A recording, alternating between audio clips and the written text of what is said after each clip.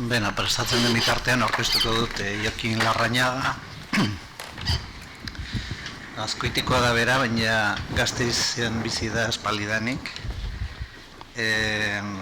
Aipatuko ditut bi eremu, bat profesionala eta bestea kirolarekin zerikusia daukana.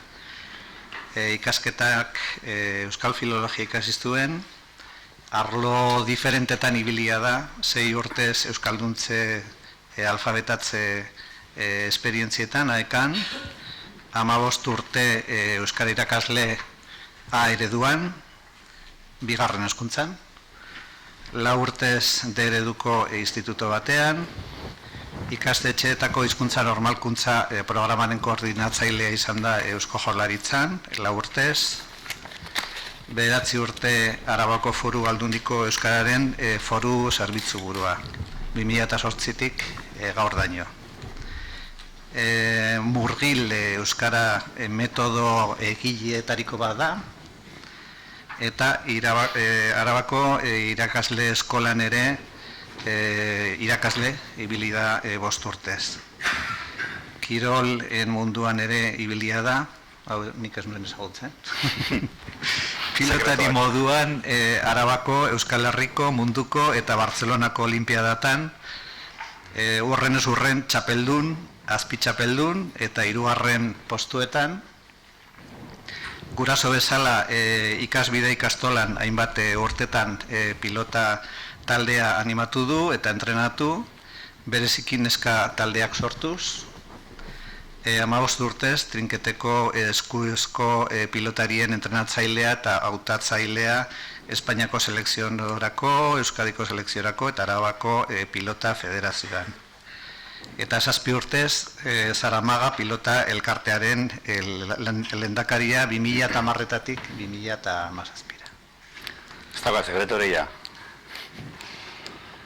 Eskerrik asko, Eduardo. Zuten da? Bai. Netza plazerra da, Nafarroa etorri izatea, ia bigarrengo aldiz, lehen ereduko aholkulari edo, edo ez dakit ez, irakasle bezala etorri nintzen, eta behingoan, euskara eta kirola, niretzat bi ardaz direnak, nire bizitzan, horren inguruan edo hitz egitera. Plazerra da ikustea ere bai, hemen kirole esparrukoak, euskara esparrukoak eta irakaskuntza esparrukoak elkarrekin, benetan eskertzeko eta mirestekoa da, zeren oraindik Araban hori ez dugu lortu, naiz da gero bukaeran ikusiko dugu, horrelako ekitaldi bat edo zerbait antzekoa lortzen hasi garela. Hasiko naiz poliki-poliki, ze denbora gutxi daukagu, eta hasiko naiz aipatzen, gurea gaurkoan tituluari lotura daukan hausnarketa eta erronka, hausnarketatik ikusiko duzuen bezala, egina daukagunaren ondorioz erronkari begira gehiago daukagu, baina apal-apal adieraziko dizugu Arabako Foru Aldundian, duela 8 urtetik gabiltzanok edo, zer egiten ari garen, euskararen normalizazioan edo, eta esparru garitan ari gara. Babitako bada, eta eredu barkatu, esparru bakarrean biltzen ditugunak dira, aizia, gazteak eta kirola. Ikusten dugulako eta hemen gaurko izan zehar aipatu direnez, behin eta berriro, elkarrekin lotuta dauden esparruak ikusten ditugulako, bai helburu eta bai lan egiteko modukoak. Argazkia dateratzearen, Arabako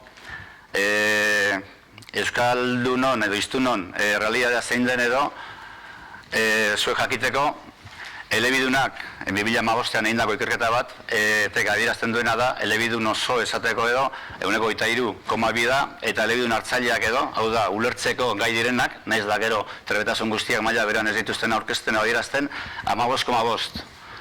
Horrek ematen digu, 38 inguruko porcentaia, bai? Ez dugu ahaztu behar, Araban, hiztun berria sortzen ari zaizkigula, edo hazkunde ematen ari zaigula, beheko edo adin gazteenetatik, ez hiru urteko, oitatiken ja, 150 edo, B edo D eredutako gelatan aritzen diren inmersio bidezko umeak dauzkagu. Beraz, 16 urteko datuak, 16 urtetik gorakoen ikerketa da jasotakoa, horre supuratzen du beste 10 bat gehiago dela euskalduntzat hartzen dezakeguna edo ume horiek nolabait hartzen baditzago bintzat elean iztu direla, ezta? Hor dakazuek eren Paulak ere aipatu duena, berari harrapotutako diapositiba da, baimenik eskatu gabe, bai? Ikusten baduzu hor, berak aipatu dituen hiztun elebidunen, erdal elebidunak, bai elebidun horrekatuak eta bai euskal elebidunak, 75,8 kopurua da Arabako 16-30 bitarteko ume gaztetxe horien porzentaia. Beraz, esan dezakegu oroar, arabar gaztea, elebiduna dela, ezta? Edo gai dela bintzat, euskaraz ulertzeko, eta noski gaurko gaiarekin lotuta edo, kiroleko jarduerak edo jarraitzeko. Eta beste tartea ere gehituta badagor, ikusten duzen bezala 35 urteko adintarte horiek kontuan hartzen baitugu, ikusi ze konparazio nola jisten den, ezta? 22,2. Hoien tartea da, kirol entrenatzaile edo, kirolean edo entrenatzaile nagusiagoak edo daudenen artean edo, horrek kopuru bat ematen digu gure hausnarketak eginda ondoren, zen nolako interbentzio motak eman behar ditugun eta nola iritsi behar garen aizia, kirola, ardura edo eramaten duen horren, persona horren ingurura. Denborarik ez dago. Orduan, aipatu ditugunak, arabar elebiduna nolakoa da. Oso gaztea, 16-24 urte bitartekoa, nagusiki, aipatu dugun bezala, Gasteizen bizi da, bakizue Gasteiz Araban kontuan hartuta 80 dela, osatzen duena, hau da, iaia Gasteiz izaten dugunen Araba izaten dugu, bi eren Gasteizen bizi dira, elebidun guztiak kontuan hartzen baitugu, hiritarra da, elebiduna. Eta Koldo Fazok esango luken bezala, gainera geure euskalkia batua da. Batua hitz egiten dugu, bai formalean, bai ez formalean, eta bai informalean, bai? Hankazartzeko arriskuri gabe. Eskolan ikasi du euskara, D edo B ereduan, batez ere D ereduan, eta oraindik ere, Paulak esan duen bezala ikasten ari da, eta bizitza guztiko prozesu bat eramango du, ikasi edo, hil arte ezta. Denok ikasten dugulako hizkuntza edo hitz egiten dugun hori. Baliteke, gazte elebidun horrek ere, gurasoren bat euskaldun berria, edo hiztun berria, edo elebidun hartzaile izatea, eta esango genuke 13 edo familia berriena edo euskara transmititzen duela etxean. Eta emakumea baldin bada transmititzen duena bitako bat elebakarra delako edo 100% emakumeak transmititu egiten du. Beraz badakigu non dagoen erronka eta etorkizuna, bai? Honetan ere transmisioan. Erdal elebiduna da, hau da, errazago mintzatzen da erdaraz, euskaraz baino, euskara erabiltzen du, baina erdara baina askoz gutxiago. Erraztasunik ez dauka, eta gero aipatuko dugu adibide konkretu bat, bai? Etxean ez du ia euskararik erabiltzen, gurasoekin nekez, eta erabiltzekotan, eta batzutan sekretua kontatzeko elkarri, neba arrebekin, bai? Behain artean edo, adinkideekin edo, aipatzen dutena. Gehiago erabiltzen du euskara kalean, eta ikasketetan edo lanean, etxean baino. Hori da ikerketak aipatzen diguna. Euskara sustatzaren alde dago, jaso ditugun iritzien inguruan, eta beste gauza bat interesgarria aipatzeko Araban, badirudi, hori da topiko bat, beste topiko askok bezala edo, eta hori ere desarmatzen gabiltzana, gurasoetakoren bat edo biak Euskal Herritik kanpo jaiotakoak dira. Askotan esaten digute, Gipuzkoatik nire kasuan, edo Bizkaiatiken etorritakoak kolonizatzen ari galela nolabait Araba, ezta? Guk osatzen dugun porcentaia da 10%. Beste 10% gutxi gara da Nafarroa, eta beste 40% pasa da estatutik datorren kanpotarra, bai?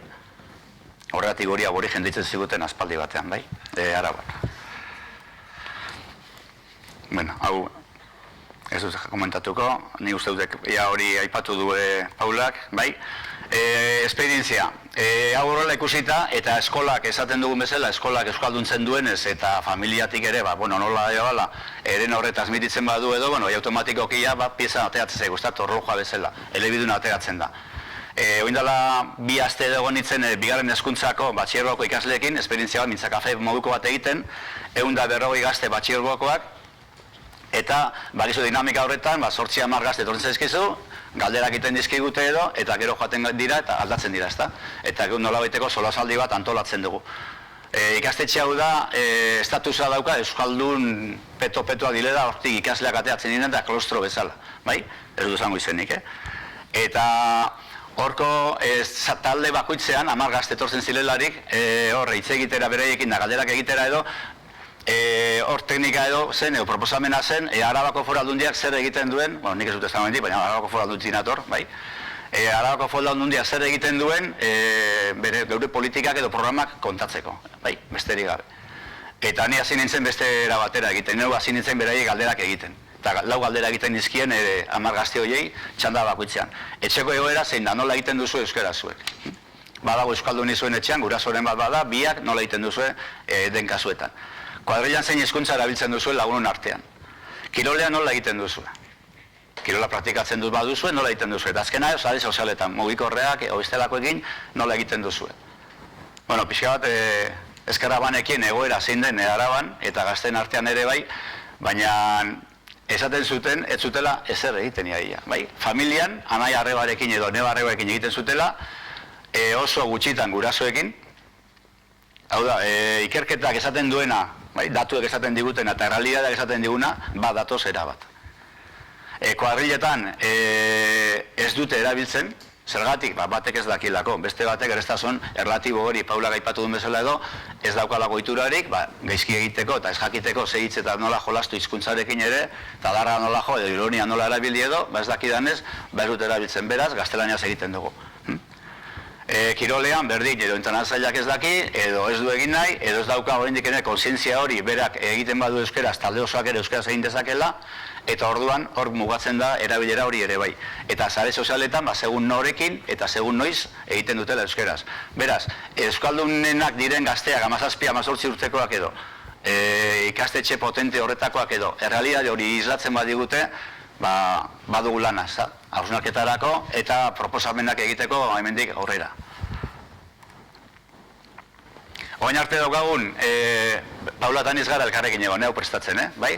Ikusiko duzue oso antzekotasun gauza dauzkagula, nik uste dut hainbat gauza eta kontu eta mezu berdinak direla, hausnarketatik edatozenak ere bai, gureak ez dira hain, ez dakin nola esan, ikerketatik edatorriak, zena edo aeredoan genbiltzanean ere sumatzen genuelako edo, baina azkenean iristen garen konklusiotara, ondoriotara, nik uste dut berdinak direla, ez da. Iztun bat edo, esaten genuen orain arte da, familia bidez ematen digun transmisio hori, baina baita ere eskolak, ez da, eskolak edo euskaltegiek, Araba kasua mintzat ala izan da. Baina umeena edo gazteena, bi horiek batez ere. Baina badu hor beste konzeptu bat, eta lehen aipatu da, eta aipatzen da belen eta berriro, plazarena. Plazan nola egiten da, herriko plazetan nola egiten da. Eta Araban kasuan, esan behar dena da oso urria dela. Eskaintzen diren errekurso horiek guneak eta bitartekoak edo oso urriak dira eta ez dira euskaraz ematen. Ez bada herri txiki batzuetan edo zuen kasuan edo udal teknikaria zaudeten neurrian edo hor zeuen eraginkortasuna eta zeuen jarduerak edo aurre ikusten direlako. Plaza horretan, eraginkortasun hori nola adierazten den edo bakoitzak beretik ez badu ematen, berea jai daukagu. Bakarrik pentsatzen badugu, familia eta eskolan bidez horiek euskaldunduko direla eta erabileran aurrera ingo dugula, guk garbi daukagu bintzat, zenak esan da, da hori Paulak ere aipatzen digun ikerketak hori adierazten badu, daukagu beste motibo bat ere honetan aurrera jarraitzeko, ez da. Ezagutza ez dut esan, ezagutzak 93 edo elebiduna esan dugu dela, erraztasun erlatiboa bajoa izan arren, baina erabileran 1%-tik ez da pasatzen Araban. Soziolinguistika klusterrak kalenorketak egiten dituenean edo 5,4 ematen du. Eta ezagutzaik fijatu ze altua den, bai? Horan hori ez da inon ikusten. Batez ere hiriburua delako, kalenorketa horiek egiten direnak edo, eta bakizue, 33.000 persona euskaldun edo, ez badugu ipintzen txapa bat edo, jakiteko iztun densidade hori non dagoen, zaila egiten zaigu, bai? Orduan, hemen ikusten ditugun esparru hauek, edo indargune hauek, edo eragile hauek, beraiek bere kasa, bere kabuz, ez badute eskaintzen, esparru horretan euskarazko eskaintza bat, nekez egingo du plaza horretara doan gazteak, kasu honetan, gaur aipatzen dugun hartzaile moduan edo, horrek ez da, hori elebidun bihurtzeko nekez da zaila izango da. Hori zen gure hausnarketa. Datu gehiagi eduki gabe, zeren hori beste kontu bat, daturik ez dagoela, ez kirolean ez aizian edo, nolako erabilera edo dagoen, berain artean batez ere.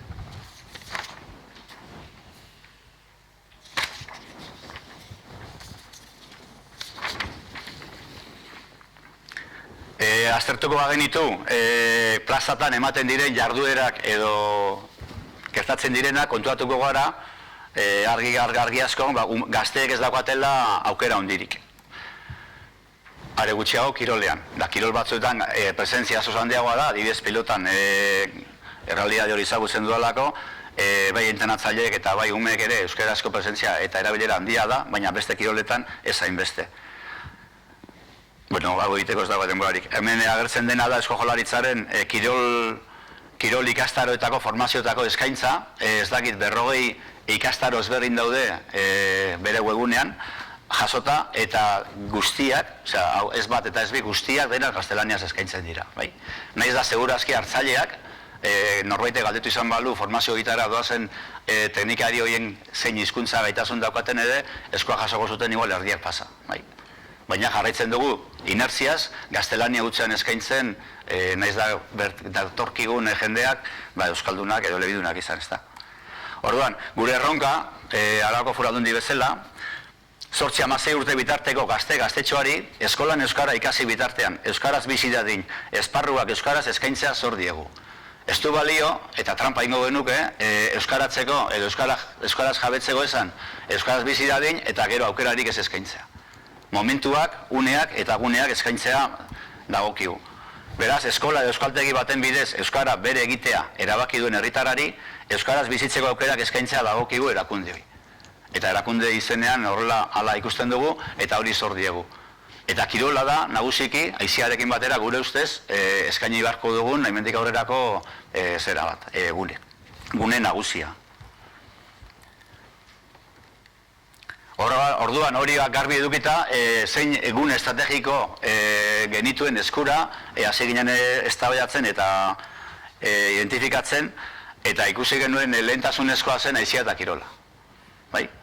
Aisia eta kirola nork antolatzen duen, hurrengo pausua izan zen ja, nork antolatzen duen ikustea. Aisia eta kirola, eta noren esku dagoen gero, benetako ume horiek arteko harremanetara edo nor zen hurbilen zegoen langilea edo profesionala. Eta kontuatu ginen begiraleak, monitoreak, hezitzaileak edo entrenatzaileak direla. Orduan, baliabideak eskaintzea pentsatu genuen, beraiei eman aldizateko bai ezagutza, da bai prestutasun hori edo euskarriak. Eta sortu genuen gida bat. Gida hauek, esan behar dira, Iñaki Esmendi eta EBT-ren bidez eginda daudela, baina aldez aurretik ere badaukate begiraleak asko egin dezake, liburuak denon artean ezaguna izango dira edo, hortik eratorriak daude. Dauzkazue egunean, eta bueno, hori nahi duzuena jetxi, hau aisialdirako egin genuen.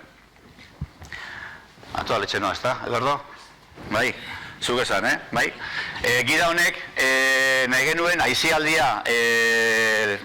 aisialdian bermatu, hor lan egiten duen begirale, entrenatzaile edo hezitzaileak, jakin zezan, zer rol jokatu beharko lukeen euskararen presentzia eta erabilera hori areagotzeko eta bermatzeko. Zer nolako prestutasuna, zer nolako praktika honak edo imarko lituzken eta hizkuntzaren garapen hori nola eman beharko lukeen. Horretarako, behatu genuen eta eskolaz kanpoko jarduerak ikastetxe barrukoak edo horietan saiatu ginen lehenagotik zentratzen eta ikusten duzen bezala hor, kirola, kultura, aisialdia eta jantokia lau esparru batera proposatzen genituen gida batean aurkeztea. Zergatik, bainbat monitore eta begirale ere bai, esparru batean baina goiago beraiek hezitzaile edo monitore direlako, Kirolen entrenatzailea adibidez eskolaz kanpoko jarduratan edo izan daiteke monitore jantokian, izan daiteke autobusan ere bai, eta izan daiteke bestela ere bai, kulturako gero bestelakoa. Orduan, saiatu ginen bermatzen, iristea begirale horien gana. Gida hau sortu ondoren,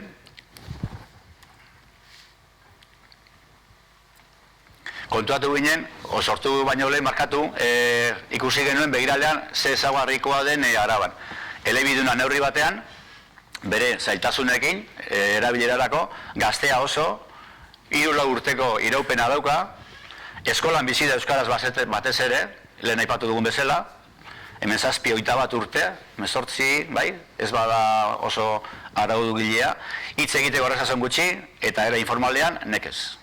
Txistea kontatzen ipintzen baditugu batzutan, zailtasuna dauzkate. Etxean ez du euskaraz hitz egiten gurasoekin aipatu dugun bezala, eta ez da kontziente, elebiduna izan da, zer rol daukan edo, umeekin edo jarruten duenean edo. Edo topikoak, airedukoak badira, hori ez diete egiten, zehorik eskuraz ez dakite, 0 100. Eta, esparru batean baino gehiagotan izan daitekeen bera begiralde. Orduan, eraldaketa proposamena egin geniena. Begirale izatetik edo monitore edo entrenatzaile izatetik ezitzailea izatea. Balore batzuen transmititzailea izatea. Berdintasuna generoaren kontua aipatzen duten bezala edo, eta hori nolabait transmititzen duten, kontuan hartzen duten beraien eguneroko jardunean, euskararen transmititzailea ere izatea. Nolabait hizkuntza presente egotea hor beraien jarduera guztietan. Agoldundutzea bere gaitasun hori. Eta ezitzailea elebidunak izatea. Hau etorri zen, gure diru laguntza batera etortzen ziren Arabako 29 udalekutako udalak diru laguntza eske. Genekien arau bat ezin genuela ipini, denak orduan elebidun izan behar duzue eta bestela ez. Orduan, proposatu genien, elebiduna jartzen dituzten neurrian udalekuetan, guk diru laguntza ematen dizuegu. Eta orduan etortzen ziren beraien nahi zuten bezala. Gaur egun ja, Araban nik uste dut ez dagoela udaleku bat aizian euskal elebiduna ez dena. Ados? Ordura arte egiten zutena begirela ziren begiragon, eta ez zuten gehiegi eragiten ez behintzat hizkuntzaren prozesu horretan, elkar eragiletasun hori lortzen, eta gure proposamena izan zen begiragotetik egitera animatu. Hau da, hizkuntza momentuak lortu behar dituzue eta bilatu behar dituzue joan etorri hori elkar eragin horiek bilatzeko ume horiekin. Zuek ez bazarete beraien bila joaten ez da hizkuntza hori nolabait garatuko eta erabiliko. Orduan, begirale berritzua bihurtu, hizkuntza rutinak landu, hizkuntza jolasak proposatu, eta talde dinamikak ere, talde dinamikatan ere, nolabait trebatu. Horiek aparte, aholkoak ematen genien, zer egin eta zer ez egin, importante dute zitzaigun. Gaur da urtea, aurten egingo duguna da, sakontza ikastaro bat edo, hemen dauden kontzeptuak edo, beraiei begiralei emateko. Erabaki dugu, diru laguntza jaso nahi badute, 3 orduko saioa jaso behar dutela begiralek, udalekutako begiralek. Hemen ja erabaki batzuk hartu ditugu. Behin eta berriro aipatu da, eta nik orain aipatu duen ere bai, zein eragile mota zaudeten hemen, postekoa da, saiatu garena da, baita ere, lotzen eragile ezberdinak. Eta asko gara. Kirol Federazioak, Aldundiko eta Odoletako arloetako teknikariak, euskara, kirola, gazteria, soziokulturalak, jantokitako enpresak, horiekin ere ari gara lanean, eta lanketa osagarria egiteko beharrezkoa ditugunak, berritzeguneak, guraso elkarteak, ikastetxetako zuzendaritzak, aizia enpresak, begiralde eskolak, horiekin denekin harremanetan gabiltza eta ahalegintzen gara gida hauek banatzeaz eta formazio emateaz zehazki. Adibidez, Magi eta Gazka jantokitako enpresatara edo joan garaia eta eskaintzen dieguna da gida banatzeaz gain begiralde horiei formazio emateaz. Hau da, unibertsoa pixka bat, euskaren erabileran eragiteko, lehen aipatu ditudan eragileko ezberdinok, ezta? Deron artean, eragiten badugu plaza virtual horretan, uste dugu behintzat, ume horiek eta gazte horiek, euskararekin aukera gehiago izango dituztela bai erabiltzeko eta bai beraien aberastasuna lortzeko, hizkuntza dela eta. Iñaki Izmendirekin hausnarketa egin genuenean, nolako gidak sortu behar genituen edo, ikusten genuen udalekuak eta izirako elebiduna ez zuela izan behar, baizik eta euskaraz bakarrik atera behar genuela. Zergatik ez genuelako aurrikusten esparru horretan euskara etzekien bat ez hartzitekenik. Ume horiekin gainera begirale horiek aurrikusten dugu gazteak direla eta horiek denek euskaraz badakitela. Beraz hor ez genuen planteatzen inolaz ere elebiduna egitea. Baina kirola, edo barkatu, hainbeste teknikak gaur hitz konkretuekin ja arazoa dauzkat, galderak ere egin genituen gu geure kasuan gida ateratzerakoan eta proposatu zeiguten ikusten duzuen bezala jarduera fisikoak aipatzea. Ez dakit ariketa fisikoa, jarduera fisikoa edo kirola aipatu behar dugu, baina horrela dago jasota. Gida hau bigarrena da, bestearen ondoren atera da, eta hau batez ere daukagu proposatuta kirol edo jarduera fisiko horiek edo egiten diren entrenatzaile edo zitzaile hori begira. Izan daiteke eskolaz kanpoko jardueratan, izan daiteke gimnasio batean, pribatua dena edo publikoa dena, izan daiteke udalak antolatzen duen kiroldegian. Hor, jakin badakigu, realitatea ezberdina dela, adinez ere nagusiagoak direla, horko arduradunak, eta horiei gida berezi bat edo proposatzen genien egitea. Gida hori uste dute sarrean eman dizuetela, bai? Ez dakit denborarik izan duzuen edo aztertzeko. bereizketa zein da? Bereizketa da aholkuak, kirol entrenatzailearen hizkuntza ezagutza aldetik hori kontuan hartzen da. Ze tipologiako hiztuna daukagun kontuan hartzen dugu. Euskalduna da, euskaldun hartzaile edo zerbait dakiena, baina gai da nolabait transmititzeko edo saioa emateko nolabaiteko laguntzarekin, edo euskara gutxi daki eta iaia ezerrez, bai? Ez dakit denborari dudan, bai?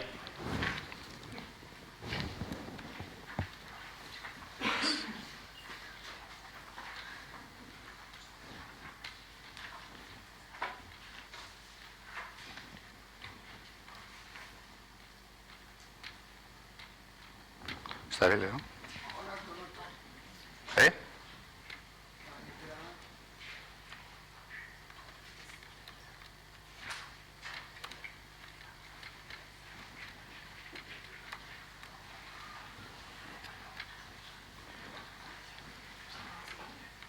Ez dut. Bai. Atera zaizu onartzeko aceptar. Bai. Bai, orduan eman eta... Bale. Aceptar eta irekiko da. Nire behatz azkarra idua, bai. Arabako Foru Aldundiak 2 gida argitaratu ditu EBT enpresarekin eta Arabako Euskara Zerbitzuen lankidetzarekin. Gidak, aizia eta kirol esparruko hezitzaile eta teknikariei zuzentzen dira. Euskararen erabilera... Hiru adibide ikusiko ditugu, bai, errealak, bat elebiduna, bestea elebiduna eta bestea erlanduna, bai. Arabar askok eman dute euskara ikasteko pausoa eta horietako askok ahalegin handia egin dute euskara ikasteko eta lortu ere, hainbatek lortu dute, baina egia da gero ikasitako hori erabiltzeko aukerak ere behar dituztela. Eta kaleko erabilera nagusia gaztelania denez eta gizarteko hizkuntza nagusia gaztelania denez, hainbaten harremana gaztelania sortzen dira eta finkatzen dira. Orduan aukerak behar dituzte euskara erabiltzeko eta guneak izateko. Zer hobea horretarako, kirol jardueretan euskara egin alizatea, baina hau da kirola, guztoko jarduera bat euskaraz egin alizatea. Para fomentar la presencia del euskera y el uso del euskera en las actividades deportivas dirigidas a adultos, lo importante es la actitud de los técnicos deportivos. No es tan importante el nivel de euskera que tengan. Claro, un técnico que sabe euskera pues puede usarlo y puede trabajar muy bien en la presencia del euskera, pero es que un técnico que sabe muy poco euskera también lo puede hacer y su actitud, cuidando cosas sencillas y su actitud es adecuada, realmente se pueden dar pasos muy importantes y muy sencillos en esa dirección. Tanto si sabes... Explicaciones en euskera, los saludos, pues toda la actividad es en euskera. Entratzaile naizen momentutik, konturatu nintzen ez zelako garrantzia zuen taldean euskaraz egitea, eta, bueno, 40-60 tarteko gizonekin egoten nintzen entrenatzen, eta, bueno, nik uste ikusten zutela esparru berri baten antzera, ez? Euskara lantzeko eta apalan ikasteko bai, apur bat, ez? Eta dana nahazten nik uste nahiko aberasgarria izan zela haientzat ere. Gero, zaitasunak izan ditut horretan ere, askotan taldera etortzen zirelako euskaldunak ez zirenak, ez? Eta batzutan ez zuten ezer ulertzen. Baina, bueno, nik hasieratik azaltzen duen talde hori euskaldunak eta, bueno, haiek ez zuten ulertzen, itzuliko niela azaltzen. Gure hizkuntzan egiten, eta hori gure partitikan baitare saiatzen gara, beti lehenengo hitza, saiatzen gara beti goizean etortzen badira, egun hon esaterak orduan, beti emate dutzula aukera bera euskaraz jarraitzeko. Eta egia da, orokorren ikusten dela jendia, nahiz eta euskalduna ez izan, bai saiatzen dela euskeraz erantzuten, gu behintzat saiatzen. Kaixo, Xabier naiz, aerobikeko begiralea, eta 6 urte daramat aerobikeko klaseak ematen eta monitore bezala. Euskalduna naiz, eta zaitasunak ditut eta euskeraz mintzatzen. Las clases las doy en castellano porque me parece más fácil para el alumno que pueda aprender los pasos y las diferentes evoluciones entre paso y paso. Yo creo que lo mejor para poder ir integrando el euskera a las actividades deportivas sería empezar a dar algunos pasos, algunas directrices en euskera para ir tirando un poquito la vergüenza y ir acostumbrándome yo también a dar las clases en euskera. pero también es verdad que es posible que el técnico sepa muy poco euskera y los miembros del grupo también. En ese caso, que sería el otro extremo, claro, la actividad, normalmente las explicaciones serán en castellano, pero los saludos, las rutinas lingüísticas pueden ser en euskera. Para poderme ajustar a cómo van cambiando los tiempos y cómo va evolucionando la sociedad, pues bueno, he tenido que ir introduciendo pequeñas frases hechas e interactuando con los niños, que son la principal fuente de trabajo y de inspiración del centro, a través del euskera. Y desde pequeñas frases como kaixo, ser moduz, un aldatu hanka eta besoa, oso ondo, horrela, eseri zaitez, etorri hemen, soa zure lekura, cosas. Bueno, aurrera, bai. Gida honek lagundu diguna da, atera genuenean, bai Kirol Federazioetara sartzen, bai eta bai Kirol Elkarteekin edo harremanetan jartzen. Opari bezala edo ematen dugu, eta jantzuten hasten dira, bai? Bestela nahiko errezeloekin begiratzen gaituzte oraindik ere, bai? Gu kirola egiten dugu bakarrik, Gu hizkuntzaren atori ez dugu kontuan hartzen. Oraindik ere, ni uste dut badugula zer egina. Hemen ematen du azkarrago edo aurrera gotoago zoaztela, bai? Gida honek daukan lauki bat, aipatu nahiko nuke, labur-labur, lehen aipatu dugun bezala, hiztun tipologia ezberdinak berizten ditugu, euskalduna naiz, bai? A letrarekin, B, euskaraz badakit, baina zaitasuna euskal, eta C, adibidez, euskaraz gutxi dakit. Bakoitzari bere aholkuak ematen dizkiogu, bai entrenatzaile edo hezitzaile den neurrian. Eta esaten duguna da ere bai, aurrean daukan taldearen arabera jokatzeko. Bai, izango dira denak euskaldunak, izango da gehiengo euskalduna dena, edo gehiengoa elebakarra da, bai? Edo denak elebakarrak. Orduan, ezer egin momentu bakoitzean edo gidan, aholku sinpleak dira, batzutan logikoak ere bai, nire ustez, baina nolabait laguntzeko ere bai, pausori eman nahi duenari egiteko. Entrenatzaile edo bakoitzari joan beharrean, normalean egiten duguna da ere bai, bakoitzari iristea nahiko zaila da. Bai elkartera, bai federazioa jotzen dugu. Erabakiak entrenatzaileak berak normalean ez ditu hartuko. Ez erakunde batek antolatzen duen kiroldegiko ikastaro batean, eta ez kirol elkarte batean ere ez. Egongo da, junta direktiba bat, eudena delakoa, eta berein esku egongo da. Baina, jakiteko, kirolari bakoitzak, entrenatzaile bakoitzak barkatu, zer egin barko luken. Ados? Arabako Foru Aldundian egiten dulan esan bezala, eta guk garbi daukaguna da, beriztu egin dugula maila mikroa eta maila makroa, bai? Gure lana edo egitekoa izango da, aipatu dugun bezala lehen, esparru horiek eskaintzea, euskaraz ere izan daitezen, baina guri daukiko agian antolaketa orokorragoa egitea. Ume hori entrenatuko duen entrenatzaileen gana iristea, agian izango da Arabako Euskara teknikari horien lana, udalez udal, edo izango da kirol elkarte edo kirol federazioetako lana. Orduan, bereizten dugu zer lan egin behar duen erakunde edo partaide bakoitzalen elkar eragin hori aipatu dugun bezala edo, erakunde edo elkarte bakoitzak edo ikusi beharko du zein den bakoitzaren rola. Eta hori aipatzen dugu, Arabako Foru Aldundia edo Nafarroko gobernua izango baliz bezala edo, eta nola jaisten joan beharko gineaken kirolarianen gana iristeko. Eta bakoitzak bere egitekoak izango ditu, eta hori da proposatzen duguna.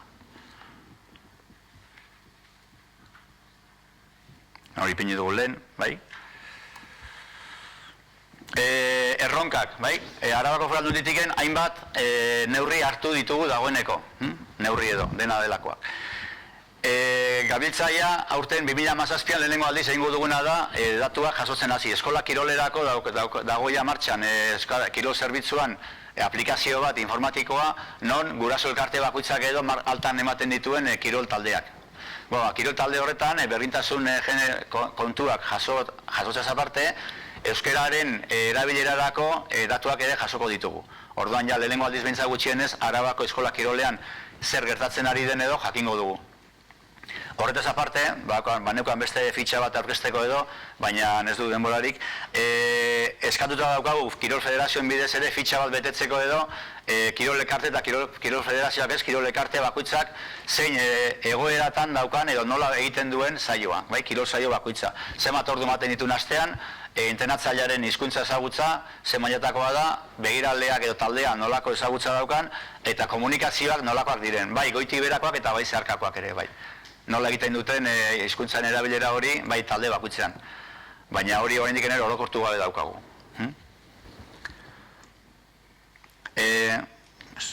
Atzera.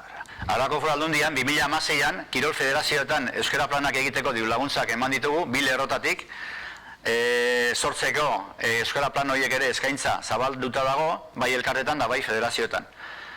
Eta hizkuntza irizpideak aztertu diren eta protokolo proposamenak luzatu egiten zaizkie emun enpresaren bidez. Lurraldean zabalduta daukagu sare bat, euskara teknikaren bidez, badakizuen, eta hoien bidez programa ezberdinak antolatzen ari gara. Iristeko bai Kirol Federazioetara eta baita ere Kirol Elkartetara. Hor bideoa dago, baina ez dago denborarik, orduan horra aipatzen da, euskara planak edo Kirol Federazioetan edo Kirol Elkartetan edo, benetan pasatu dituztenak edo egin dituztenak 2016an, zein den berein esperientzia eta animatzen dituzte 2017ko deialdian edo parte hartzera beste Kirol Elkarte eta Kirol Federazioi.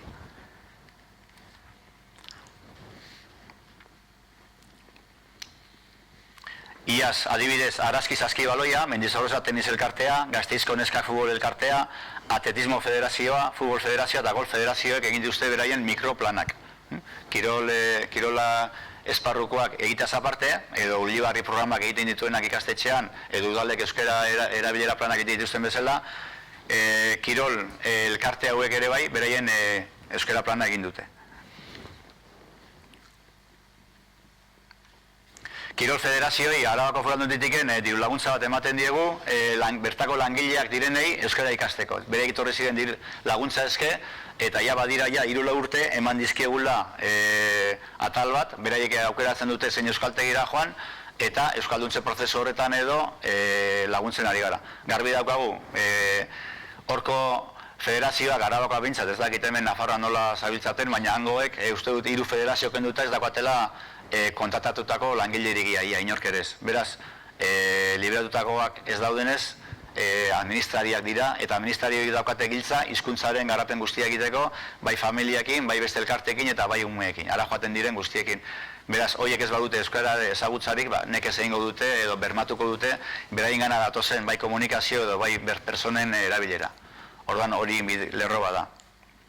Gidak sortu eta banatzen ari gara, dagoeneko aisialdian 3.000 banatu ditugu, eta ez ditugu banatzen ez bada aurretikan formazio saio bat edo hartu.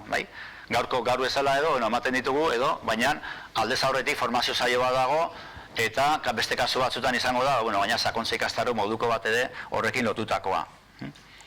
AEZ eta Arabako Euskara Zerbitzuok ere, badauzkagu beste beraiekin batera, koordinazio maila on baten bidez edo egiten duguna, eta hainbat programa edo eta hainbat xoxa ere jasotzen dituzte beraiek, beraiek nahi dituzten programak. Eta azkeneko 2 urtetan ere, kirolean edagiten ari dira programa berriak eta egokituak sortuz. Ez dut denborari gehiago garatzeko. Topaketa, hau, behitu lehenengo asmatu, hau nahi duela nahatzun. Lehenengo aldia da, hainbat eragile ezberdin elkartu direnak. Kirol mundukoak, baina kirolarekin lotura daukaten beste hainbat pertsona edo. Foru Aldundiko eta udaleko euskara zerbitzuek kirolari aurkeztu zioten erronka bat. Arabako kirol munduko eragileak mobilizatzea euskararen erabilaren indartzeko hausnarketa egiteko. Eta hona hemen kirolaren erantzuna. 75 euskaragile bilduko gara gaur horri buruz egiteko. Baliabide horiek erakundea jarri behar ditugu eta argi dago guztion artean lortu behar duguna da euskara kirolaren hizkuntza izan. Hori da niretzat garrantzitsuena. Euskara ez da izan behar bakarrik eskola hizkuntza edo leku mugatuetan egiten den hizkuntza. Gure bizitza osoan erabili behar dugun hizkuntza da, gure hizkuntza delako. Eta hori, kirolan baita ere lortu behar dugu. Kirolean berez, harreman berri asko sortzen dira, eta modu informalean euskeraz bizitzea harreman horiek sekulako aurrera pausoa izango litzateke. Eta bide honetan lagun asko ditugu, aliatu asko ditugu, ontarako. Bai entrenatzaileak, bai begiraleak. Kanpoko topaketa hauetan egiten genituen 3 galdera. Mai bakoitzean edo, World Coffeen antzeko dinamikarekin edo, 3 galdera egiten genituen. Zer egiten ari gara, zer ez gara egiten ari, eta hemendik aurrera zer, zer erronka daukagu, gaurko izenburuarekin lotura daukana. Zer egiten ari gara? Oraindik ere lehen pausuak besterik ez bada ere praktika berriak ikusten ari dira, bai? Euskara erabiltzeko jarrera aktiboa antzematen da, aldenean, aldenarekin euskaraz egiteko borondatea. Jarrera aktibo hori euskara gutxiago dakitenengana iritsi da, dakiten apurra erabiltzeko prest agertu dira asko. Hasi da hizkuntza irizpideen gaia mahai gainean jartzen. Klubak, elkarteak, federazioak dituen komunikazioetatiken euskaraz zeintzuk izan behar diren. Hausnarketak hasi dira. Euskara gutxi asko hainbat euskarritan erabiltzen da dagoeneko. Sare sozialetan, web orritan, karteletan, gutunak, deialdiak, aktak, fitxak, lehiaketan arautegiak, ekitaldien aurkezpenak, bada, hasi da, bada. Baina badago zer hobeto ere, Eta begiraldekin lan eginda. Ziur aske orain arte horretan zentratu gara asko eta asko. Bitxia da, baina hau esate zutenek zer egiten ari gara, hurrengo galderan zer ez gara egiten ari, egiten ez zutenek berdina jartzen zuten gutxi gora dira. Bai? Hor esaten zuten egiten ari dena, beste esaten zuten ez gara egiten ari hori justu. Osea, hori da falta zaiguna oraindik ere abian jartzeko. Baina hala ere, dauden aukerak ez baliatzea aipatzen zuten, inertziak, ez dago inon aginduta kirola gaztelaniaz izan behar dela, baina hala da, bai, de facto. Inork ez duelako, erabaki edo hausnarketa bat edo galdera batekin edo zergatik ez, bai. Hor aurreko bideoan agertzen zen Kirol Federazioko ordezkaria, eta beraiek daukate Arabako Foru Aldundiarekin formazio programa bat adostuta, kirol munduan edo egiteko saioak, bai? Izan daiteke elikadura, izan daiteke teknika, izan daiteke goi mailako teknifikazioa, dena delakoa. Ni baina aipatu nion, inoiz galdetu, da dena dira gaztelaniaz, hori esan gabe, ezta? Inoiz galdetu nion, jaso duzu igual eskua, ea nor nahiko zukeen edo euskaraz jasotzea edo galdetu duzu, ez? Ematen duzun horrian, ebaluazio horri horretan, ez duzu gehitu inoiz euskaraz jasoko zenuke saio hau? Ez. Da baina galdera sortzen ari zitzaizkion. Eta hitza eman du, urrengo ebaluazio guztietan edo, hasiko dela hori nolabait begiratzen edo ikusten, ea datorren jendea edo elebiduna den ala ez, eta gai den euskaraz jasotzeko. Eta orduan urrengo kezka izango litzatekeia, etorri behar dituen ponenteak ere elebidunak izatea. Orduan, urratzak dira, baina pentsatu gabe egiten ditugun inertziekin edo lotura zuzena dauka. Lan sistematikoa falta da.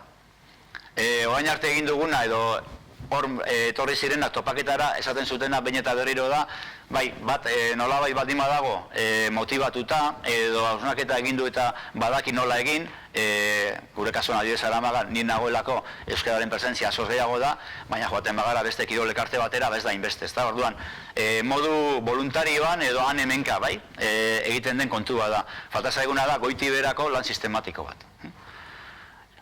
Euskara balio erantzia falta zaigu, lehen aipatu ditugu hainbat mezu positiboak edo, eta gero aterako da baita ere hemendik aurrera falta dena edo aipatzea, Paulak aipatu duen hori paradigma berriak ere gehitu behar dizkigu kirolari, balio erantzia daukalako, horren bidez asko lortuko dugulako, eta belaunaldien aldaketa eskudeatzea. Belaunaldi berriak euskalduna datozkigu, eta horren aurrean ez badugu zer egiten hori galdu ingo dugu. Familia bezala, bai? Hezkuntza bidez, edo eskola bidez lortu ditugun euskaldun horiek, euskaldun oso ez badira ere, familia sortzerakoan ez badute berei transmititzen, generazio hori galdutzen badugu, gazte haukin ere berdinak gertatuko zaigu. Orduan, aukera hori ezin da galdu. Hori da, aipatzen zena topaketan. Eta erronkak, beldurrak goxatu behar dira, pausoak eman behar dira, norberak eta elkarte moduan. Hau da, era sistematikoan eta erabaki batzuk hartuz. Kirola espazio erosoa izan behar du euskara erabiltzeko.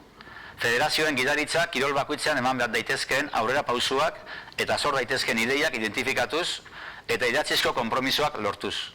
Formazio saioak, euskara planak, hizkuntza irizpideak osatuz. Diskursoa landu behar da. Aipatu duguna ontxe bertan, bai? Euskara izan behar du hemengo kirolaren markaren parte bat. Gure klubetan, federazioetan, gauzak elebitan egiten dira. Eta aniztasun hori gestionatzen dugu naturaltasun osoz. Beraz, lortu behar duguna da gizarteratzea beste lelo bat, beste mezu bat edo gehiago, lehen aipatu ditugunak. Eta lan planifikatuagoa egiten hasi behar dugu. Helburuak pentsatu, irizpideak definitu, baliabideak sortu, laguntzak baliatu, eta bilatu, erakundeen baliabideak eskaintza eraginkorra eta egonkorra eta ausarta izan dadin, diru laguntzak, katalogoak, zerbitzuak eskaini, erabilera indartze prozesua babesteko asmoarekin. Horretarako daude, hizkuntza protokoloak, irizpideak, adosteko ereduak sortu eta sistematizatu. Atzo eduki genuen bilera bat emuneko teknikariekin, eta erabilera planak jarraituko dugunez bigarrengo urtez, lehen aipatu ditugun kirol elkarte eta federazioak bigarren urtean ere jarraipen egingo diegu, eta beste 6 elkartea eta federazio prest daude aurten egiteko. Beraz, bi urtetan 12 elkarte eta federazio parte hartuko dute prozesu honetan. Baina ikusten duguna da, martxa honetan ez dugula bukatzen inoiz. Beraz, sistematizatu eta goiti berako egingo bada edo, proposatzen zutena zen hizkuntza irizpide eredu bezalako batzuk edo planteatzea, non talde eta kirol entrenatzaile edo klub edo elkarte horiek nolabait tipologia bat eman, diagnosi batek ematen digu ezagutza eta erabilera bat, kopuru bat emango digu bai, egoera soziolinguistikoen antzera, eta horren arabera proposatzea ze interbentzio eta zer baliabide beharko lituzken edo zein bide egin beharko luken kirol elkarte horrek bere egoera kontuan hartuz. Eta nolabaiteko bidea erraztu, hori aurrera eraman nahi duen bai elkarte edo bai federazioari. Elkarrek lan egin behar dugu, egiten dugunaren berri izan, elkarri lagundu, erreferenteak identifikatu eta bildu. Oso importantea da, lehen aipatu du norbait, uste dute Luis Maik izan duela, ez? Erreferentea segun norden, askoz gehiago balio du, gaur egun, 1000 teorizazio eta 1000 formazio saio paina, bai. Orduan, horiek identifikatu egin behar ditugu, euskaragileak bihurtu behar ditugu eta ahaldundu egin behar ditugu, sarea sortu eta motibatu. Konpromisoak lortu motoreak izateko. Hor dauden 75 eragile horiek ilusio handiarekin etorri ziren da, nik uste dut ondikean ere handiagorekin joan zirela, taldea ikusten zutelako, sarea ikusten zutelako lana egiteko eta aurrera egiteko, lortu behar duguna da orain lurraldera zabaldu sare hori eta nolabiteko elikatze prozesu bati ekin. Hau da, eman pastillak edo jaten jarraitzeko eta berein aldetiken ere bai elkarlan hori bultzatzeko. Badauzkago adibideak, badauzkago referenteak, orduan joan gaitezen beraien bila eta gure ganatu ditzagun. Askotan beraien praktika on batek edo, beraien presentzia batek, kirol formazio batean edo, talde batekin entrenamentu berezi batean, gehiago balio du, guk 10 ordu egiten baditugu baino. Gehiago ez, badaukat beste zea bat, hizkuntza irizpideak neukan plan bat edo, mikroplana zer den edo horrela aipatzeko edo, baina bueno, hori beste baterako, bai? Mila esker.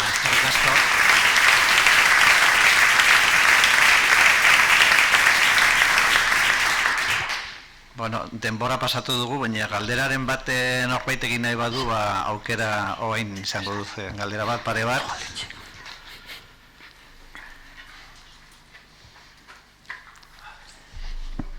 Posible bada, asko gustatu zait zuek proposatutakoa, baina nik naiz ere fiziketako maizua, naiz gimnasio bateko monitore eta naiz aitatxe, izenen aitatxe.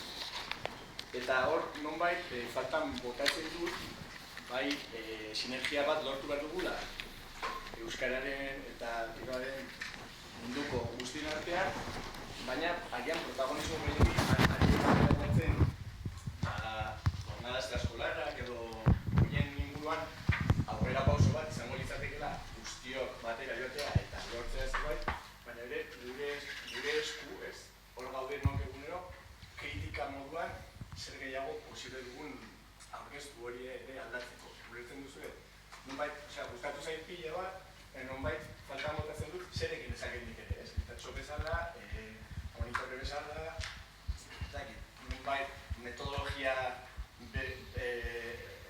metodologiari ukitu batzuk ematea, zigorra, euskara hitz egiten ez dutelako zigorra ez ematea, ze beste egiten bide dauden, edo hain izango litzateke aukera beste horako jardunaldi bat egitekoa. Baina, karo, ni adibidez, askoten joten gara Ondarrura, eta nire semea, 5 urtekoa, ondina, Ondarrura juten garenan, hitz egiten du gehiago euskeraz, sogatu dut. Zeran denak dute euskeraz. Eta zuk aipatu duzuna, hor dago nola umeengan egin dezaketen, baina, karo, ez gara jango Arabar guztiak edo Sarriburremo guztiak edo Iruñako guztiak ara, nire zeta privilegiatu da, askotan jaten gara dago. Eta nola posible dugun, ez dakit, bultzara eman guk ere, zenia adibidez, jornada gurengo eskolako monitorei eskain nien ere, ea posible zuten ekartzea, eta askotan getoak lortzen ditugu, ez? Ugara maizua, zuek zaretetak izan, eta hori aputzeko ni gonbidapena eman ginen, baina ez da inor etorri. Ulertzen duzu, hori txikiak askotan egiten dute hobeto, gu baino, askotan getoak, ez? Egiten ditugu, eta hori, ea posibilitatea zuen, ez dakitu lertu duzue... Bai, nik zerbait aipatu dut, errandu delarik importantia dela familiek jakitea, haien aurrak euskaraz aritzeko nolabait prozesu bat dagoela atzean, eta etxean gurasoak euskaldunak izan edo ez izan badela zer egin, eta eskolak egiten duena egiten duela, eta oso ongi egiten du bere lana eskolak, baina hasieran Luis Mari Zulaikak aipatu du, denbora muga nabarmena du. Aurrek ematen dute eskolan, urte osoko esna orduen 115 inguru ikasgelan. Hau da, eskolak badu bere muga, eskolak ezin du dena egin, naizta bere lana arrontongi burutu. Lehenbizikoa, familie garbi baldin badute hizkuntza batean eroso aritzea, hizkuntza bat baldin bada aurrendako benetan bere behar komunikatibo guztiak asetzeko moduko baliabidea, eta hori oso importantia da. Ja ez da bakarrik gaindituko dit asignatura hori, irakasgai hori eskolan edo ez. Euskara zer da nere aurrendako, zer nahi dut izatean nere aurrendako. Baliabidea bizi garen tokian hobeki bizitzeko. Eta nik beti hizkuntzarenak zoriontasunarekin lotura duela erraten dut, ez? Azken batean, harremanetarako eta nolabait gure inguruan bizitzeko nolabait baldintza hobeak ematen dizkigulako. Familia batek hori garbi baldin badu, eta baldin badaki nola osatzen aldion aurrai eskolak guztiz ematen ez dion hori harreman eta irudikapenetan, etako familia bezala, aita ama bezala, ekarpen handia egin dezake. Naiz eta euskaraz ez jakin, hori oso importantea da, eta motivazio inguruan. Eta gero, aipatu dudana, hizkuntza bizitzan ikasten dela, beraz, edo zein komunikazio ekintza izan daiteke hizkuntza ikasteko aukeratzat hartua, eta kirola ere bai, zalantzari gabe, hori garbi baldin badute bertze eragileek, kirol arloan daudenek, ikusiko dute, aurren eskubide pedagogikoa ere badela isialdian eta jarduera horietan hizkuntzaz aritzeko aukera izatea. Eta gainera ze onurak hartzen aldizkion hori. Ohartzea, jabetzea, kirola eta hizkuntza nolabait bikote ere izan daitezkeela onuren eta aurrari laguntzen dioten prozesu horretan, nik uste lehenbiziko pausua dela. Eta gero horretaz gain, bai Jokinek aipatu duena, bai prestankuntza arloan, ja modu teknikoago batean, profesionala zaren aldetik zu irakasle eta monitore eta edonor zure egoeran egonta, nola jazten alduen bere burua eta nola bere egiteko rol hori modu eraginkorra hauan egiteko zerbait egin. Eta alde horretatik, erakunde publikoetatik aukera horiek sustatu, baliatu eta indartu. Bai, Araban hori errealitate bada. Ni uste Pablak eta Iñaki Izmendik biak emanda daudela horre ikastaro batzuk, gurasoi begira, ez dakitenei, begira batez ere gainera. Esateko, zer egin dezaketen gurasoek euskara jakin gabe, bere seme-alabak euskara gehiago edo euskaldun peto izan dadin. Eta aholku ematen diguna da, euskarazko jarduretara joateko, lehen aipatu dugun plaza virtual hori, zu guraso bezala, eraman barko zenuke zure seme-alabara jakinda han eskaintza daukazula, bai? Errealitate horretan ondo egongo dela zure seme-alaba. Ari dela denbora guztian edaten, bai? Elebitasun horretatik. Eta antolatzaile bezala jakin beharko zenuke, plaza virtual horretan eramaten duzun ume hori, izan irakasle, edo izan monitore, edo izan arduradun, euskarazko eskaintza eskaini beharko zenukela plaza horretan. Horren, bi aldetatik izan behar du, koherentea izan behar gara, bai? Eta udaletan, udal mailan nik uste dut, aipatu du lehen plan dentorno horik, Kataluniakoa, ez? Hor, azkenean etorkin batentzat bertako egiteko, elkartzen ziren udaldeko eragile guztiak mai baten inguruan, eta haiek eskaintzen zutena zen katalanera hitz egin ahal izateko edo jarduera guztiak katalanik hasi zezan etorri berri horrek. Guretzat etorri berria dira euskaraz dakitenak. Orduan, hori da eskaini behar diguna. Ni guzti hori ikusten dute, oso garbi. Baina hori, azken finean gu maizuok, adibidez, gauza berdin baterako metodologia desberdinak erabiltzen dugu, sinergia hori lortzeko beste faktore guztioekin, ez? Monitore eta gure artean batzutan gauza berdinarako egiten badugu metodologia desberdina erabili, nonbait ea posible den finkotzea denok batera egiteko, baina zerbait ez bakarrikan nahia denok dugu, baina gero agian erotu ditzakegu umeak eta erronka berdina baterako zerbait finkoa ni lankideen artean ikusten dut, oraindik zigortzen dutena umea euskaraz egiten ez duelako, ezak ezer, eta niretzako behintzat horrek ez du zentzua. Ni bizikletaz joaten naiz eta umeak ikusten dute bizikletaz ez diet esango kirola bizitzen dudala, bizitzen dut. Eta hori da referentea, eta euskararekin ikusten dut berdina dela, saiatu behar garela eta motibagarria izaten, ezak ezer, eredugarria, barriola, ezak ezer, guzti hori. Baina, zerbait finkotu behar da denon artean. Hor giran, lau aholku dira, nagusiki ematen direnak, eta dira batzutan ere, ez dakit, zentzuak ematen dizuna, ez da? Zigor, Paula Gontxe esan duena da, afektibidade edo sentimentu positibo hori lortu behar ditugu, umea edo zein lekutan dagoelarik ere, eta ondo pasatzeko.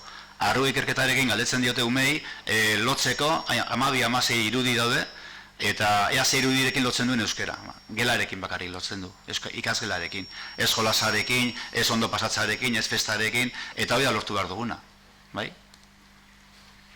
Esan behar da ere, elkarlanean ari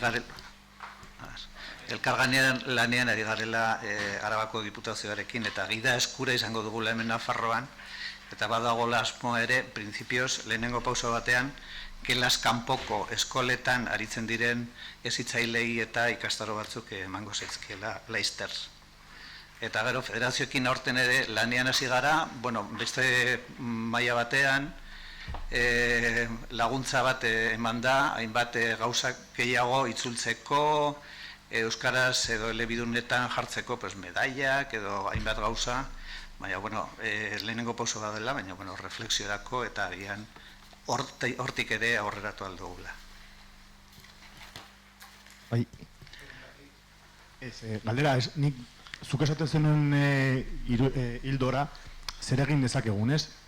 Nik uste dut, 2 urte pasa ditugula gobernu berriarekin edo, eta egin dena kristona izan da. Orduan, nik espero dut ez beste 2 urte izatea, baizik eta beste urte asko ere. Ze azkenean, beste alde batetara begiratu dugu euskararekiko, ez? Kirolean, ezer?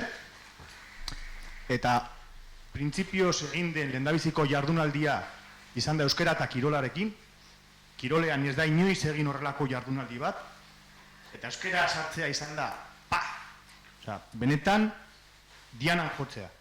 Eta nire ustez, begiratzen ari gara, printzipioz, eskerraldea, erkidegora.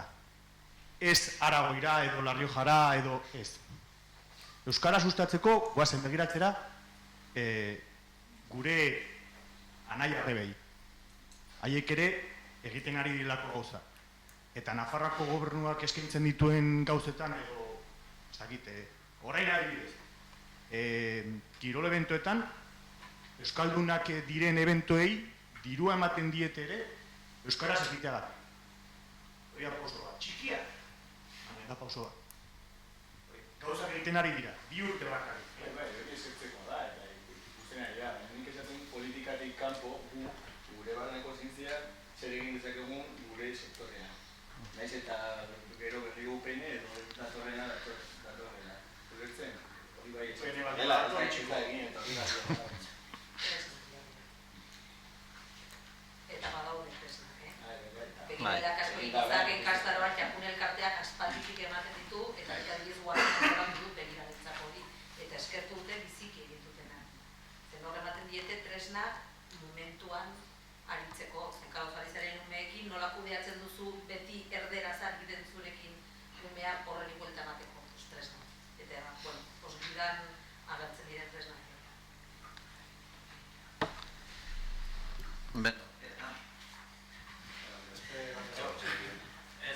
Nik galderarik ez, nik bakarrik bertze ikuspuntutik hausnarketa bat.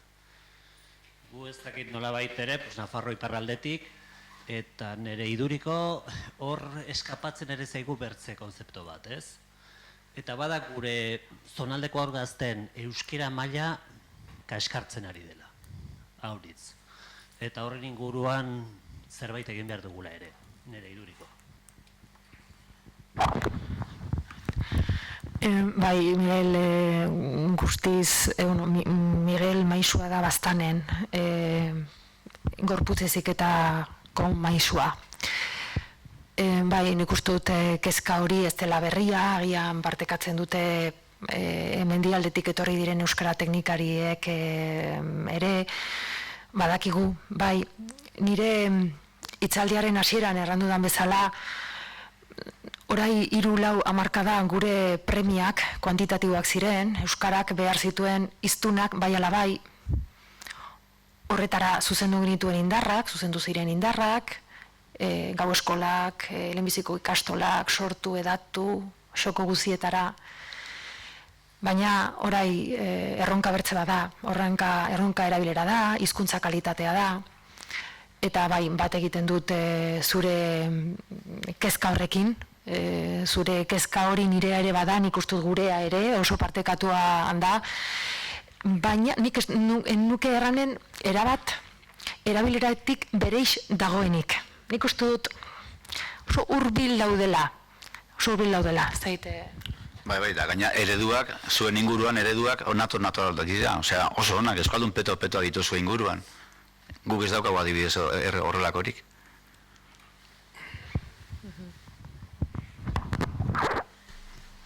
Beno, bazkaltzea joan behar dugu, bazkaltzen gelditzen zaeten hori esatea, Baskari esango dela printzearen arresiaren egoitzan, hemen bekoaldean, Gaiarre kalean, eta Arrazaldeko saioa 4:00 hasiko dela.